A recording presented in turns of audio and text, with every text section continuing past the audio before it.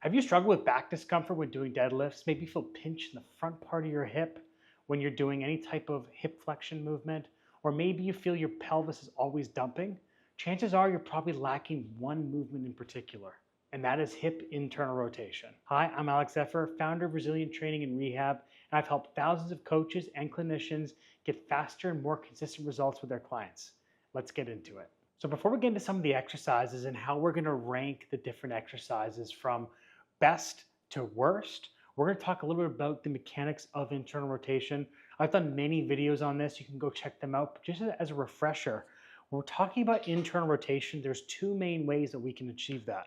First is by flexing our hip and then internally rotating our femur. So in and around 60 to 120 degrees, that is when our femur begins to internally rotate because we gain leverage of certain muscles like our anterior glute med, our adductor magnus, and other structures in order to facilitate more humeral internal rotation. And so basically what happens is the femur, as you flex the femur, it starts to roll back into the socket as you internally rotate. That means we need the posterior capsule of the hip to be open. The second way this happens is not only do I need to internally rotate my femur, but I also need to internally rotate my pelvis. And so when I'm doing hinging exercises or I'm doing hip extension exercises, that is going to require more of a closing of the pelvis because that is going to cause the pelvic floor to lift up. That's going to get the adductor magnus extension fibers, our hamstrings, and part of our glutes, as well as oblique muscles that are going to help create the shape. So if I want to improve internal rotation, I not only need to improve the femur's ability to internally rotate, but the pelvis's ability to internally rotate. And those two different things we can see in different measurements, different assessment measurements. So if you want to check out how to identify these, go check out my Evolve Biomechanics mentorship where we break down the two different kinds of internal rotation and how they show up in measurements.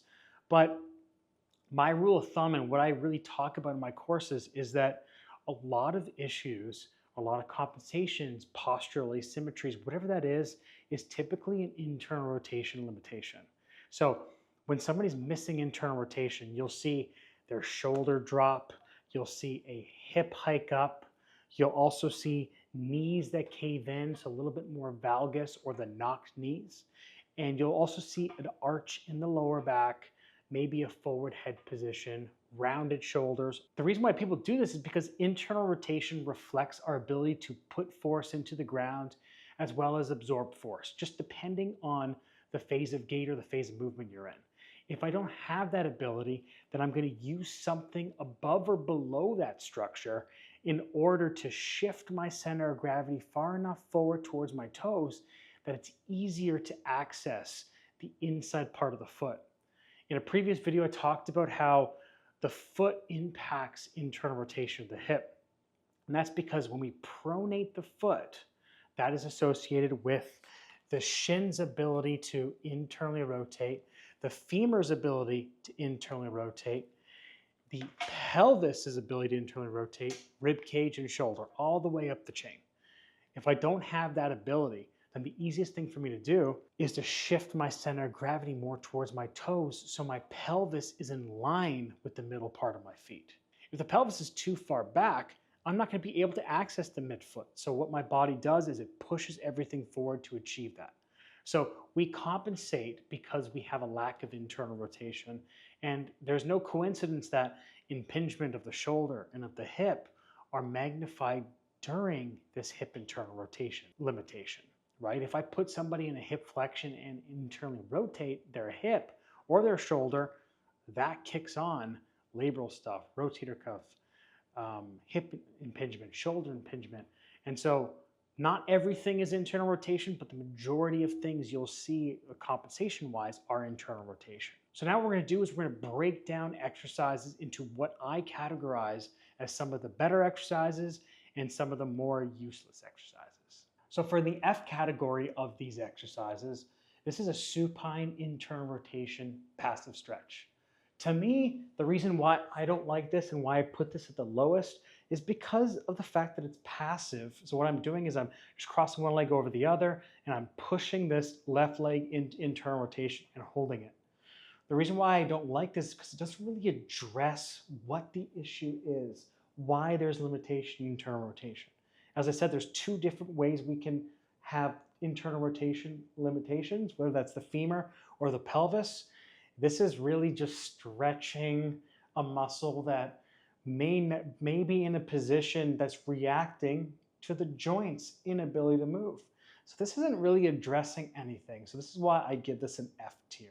So for the D tier, it's going to be the pigeon stretch. The reason why this is not F is because there is some benefit to it where I may use it, but it's still not going to be close to the S or the A tier. And so what this is essentially trying to do is this is trying to open up the posterior capsule of the hip. Like I said, there could be some benefit to it, but in my opinion, it's just stretching tissues that are reacting to the joint position. So it's not really getting to the root cause of why this is happening. It's more addressing the symptom. It feels good, which is why it's not F, because it actually has some benefit of giving the client the ability to feel certain things. And again, there may be some improvement, but from my experience, there's no long-term benefit of this. People stretch every day and they feel that there is a tightness, but it's not really ever being addressed with exercises like this, which is why I give it a D tier. So for the C tier, we're gonna be talking about an arm bar. Now, I would classify arm bars higher up on the list, but the other three exercises that we're gonna be talking about, to me, are just a notch above. So the arm bar is going to be, in this case, improving internal rotation of the bottom leg. So it's going to be the left leg. As I roll over, it's going to be compressing the pelvis so that I create that internal rotation of the pelvis itself. Because as I roll over the ground, the pelvis is going to get smushed a little bit, which is going to put certain muscles and joints in a position to be able to work better. So I still really like the arm bar, but again, compared to the S, A, and B tier, it's still just a notch below, but still very effective that I like to use in warm-up programs, also during the resistance training part of the program. So for the next exercise of the B tier is going to be the foam roller walkover. This one's one of my favorite exercises to reinforce the pelvis's ability to close. So we're starting to create more of a pelvis shape that allows for the femur to internally rotate. So by laying on top of the foam roller in this case, that's going to push into my pelvis, which is going to hold the pelvis into a little bit more internal rotation. Just think the foam roller is pushing the pelvis into internal rotation, closing the top. That is then going to allow the femur to be able to internally rotate a little bit better.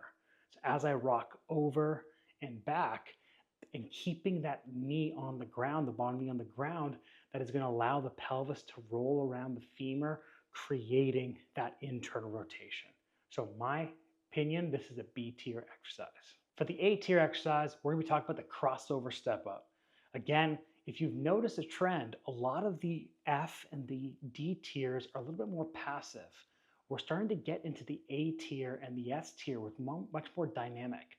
So the A tier is going to be this crossover step up because the cable is going to pull you towards the outside edge of your foot. So when you cross the leg over on top of the box, you are forcing more internal rotation on that front leg. I'm forcing the pressure to go more on the inside part of the foot.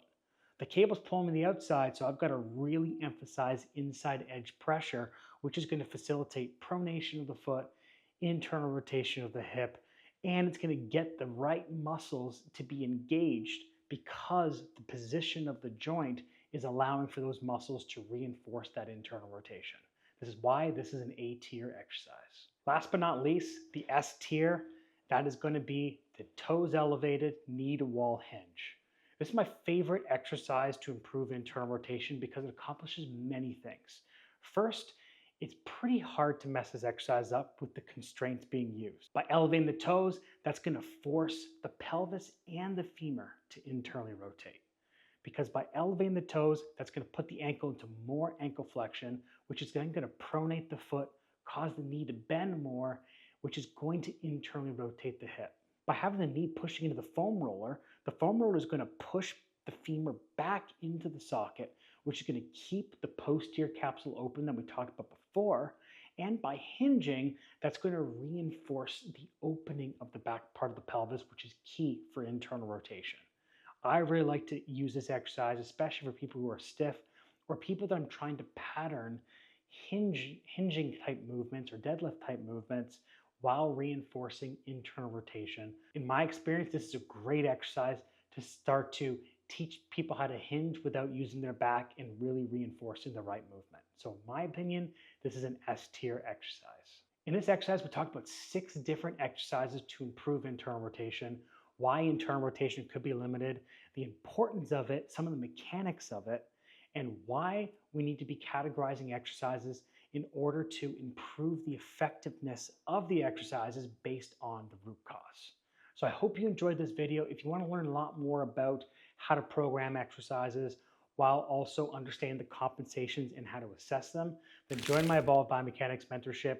We talk about this so much more and apply it to real life case studies. I hope to see you there. Thank you so much for watching. Don't forget to like, save, and subscribe, and I'll see you next time.